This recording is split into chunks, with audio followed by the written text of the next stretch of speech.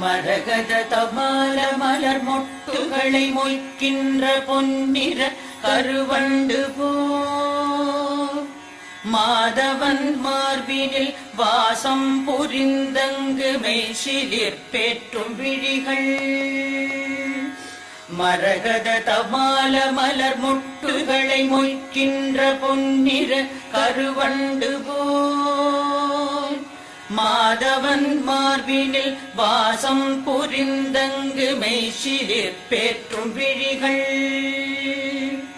பரவும் பல்வடிவத்தின் செல்வ வளமாகிடும் திருமகளின் அழகு விழிகள்